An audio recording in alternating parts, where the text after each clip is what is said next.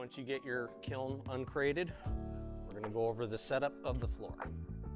So inside your kiln, depending on which package you got, you will have a pyrometer and a probe.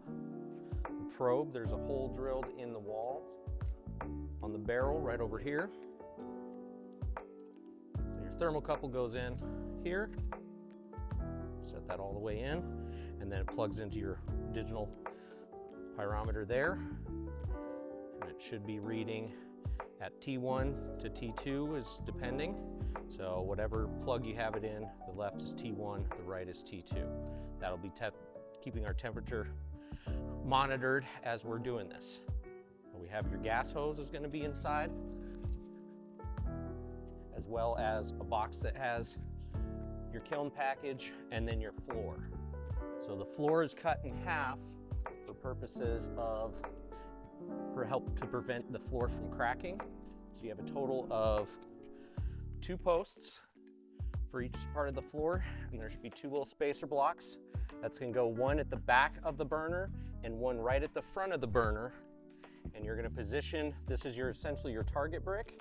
You're going to position that over the burner where it's tucked tight to the fiber. That's going to cause that flame to hit that brick and turn underneath the kiln, so it's not just coming up and around and right out of your flue. So your first setup, you might have to adjust this just a little bit to make sure that your floor is sitting where it needs to be for that process. Also in your box, you're going to have a damper and a peep. So the damper we can set just up on top of the kiln. And there is your peep plug there. So from here, we're going to hook up the gas and turn it on and do a little bit of troubleshooting. All right, so for firing your kiln, you need any kind of container that the propane tank will fit into. The reason for this is as the gas is being pulled out of the tank at a rapid rate, that gas starts to freeze over, and it'll make it so that that whole tank will freeze. So what you need is just a container and then a couple inches of water at the bottom of that. That's going to help disperse that that chill on that and put it, instead of it freezing the actual fuel, it's going to freeze the water around it instead. This will help you ensure that you get every last little drop of fuel out of your propane tank.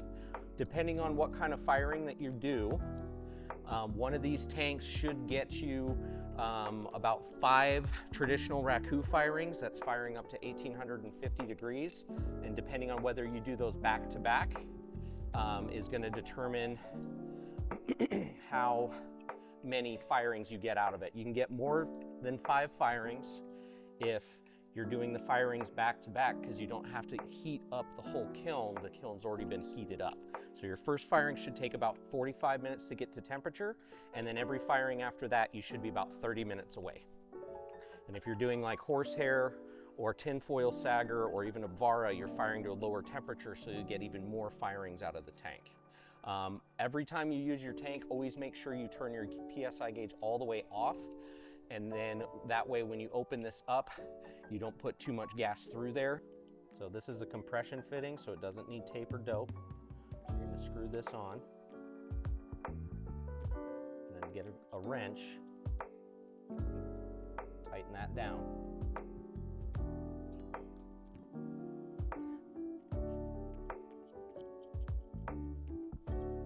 Okay, make sure, same thing as with your main valve here, make sure that this valve is turned off before you turn anything on. That's going to be all the way to the left is off, and then turning to the right will turn that on. So you're going to start at your tank. We're going to turn the gas tank on, opened all the way up, and then we're going to turn on your PSI gauge to about 3 pounds. If at any point in time you hear any hissing or you smell gas, double check that this is turned off and double check that this is tightened down. This is your safety valve. So if this runs into your thermocouple that's up inside next to your burner. If that thermocouple starts getting cold and reading no flame, it will shut the gas going through this valve off. So that is your safety valve. So once we have everything turned on, we're gonna depress the button here for your safety valve. This is gonna take a minute for the gas to go through the line into the pilot burner, and you should be able to hear that gas coming in when you press this down.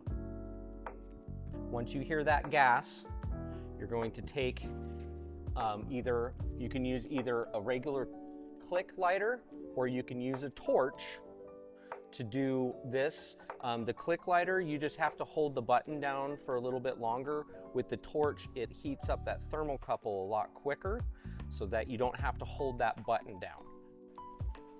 So you just need to hold the red switch down long enough that the thermocouple is going to get heated up. It's reading that heat as an electrical signal, and it's going to tell that valve to stay open. So I've had this pressed down here for 20-30 seconds. I'm going to let go, and it is staying lit. If you have any issues with your pilot line, there is a T-valve that can get adjusted. If you have too much gas going to your pilot, it can actually potentially blow itself out. And if you don't have a strong enough flame, it might not stay lit. So once that is lit, now all of your control for firing is now on the brass knob. Slowly turn that valve open and it'll turn on your kiln. Depending on what kind of firing you're doing, you want to slow in the beginning, let it get up to about 500 degrees with a little bit of the gas on, and then once you're past that 500 degree mark, you can just turn it on full bore. This is your primary intake air. We typically recommend that these are fired full open. Your secondary air intake is actually the space around the burner. Once you're in the middle of the firing, there's a couple of the common things that we have happen that are typical questions. Right now we're reading about 1 degree per second of climb in temperature. So this thing is just shooting straight up. Once you get closer to about 1700 degrees, it'll slow down just a little bit. But if the kiln is not climbing quickly, there's a couple things you can do. Number one, you can always dump more fuel into it. We had this set at 3 pounds when we initially started it. It is now at 1.5 pounds. Turning that up to 3 pounds and you'll get that louder roar. So you can always dump more fuel into the kiln if it's slowed down. One of the other ways, if you're having issues with the kiln climbing in temperature, is your kiln did come with a damper. 9 times out of 10 when we fire these kilns, we almost never use the damper. But if you're having issues with it climbing, take your damper and go about halfway over your peep or your flue, and then open your peep down at the bottom. This will help trap the heat up in the top, but still give an escape so that you're not just firing in a reduction environment.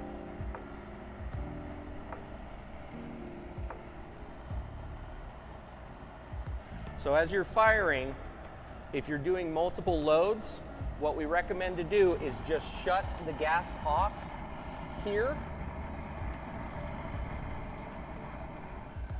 and leave that pilot light on. Open up your kiln, get your pots into the reduction cans, and load up for your next firing. When you're totally done firing, what we recommend to do in this order is, number one, make sure this valve is completely shut off. Once you get your T-valve set for your pilot, don't mess with it. We're gonna go to our valve over here, shut this off. That's gonna allow that burner or the pilot line to burn out any of the fuel that's left in the line. And then once that's shut off, we're gonna close our tank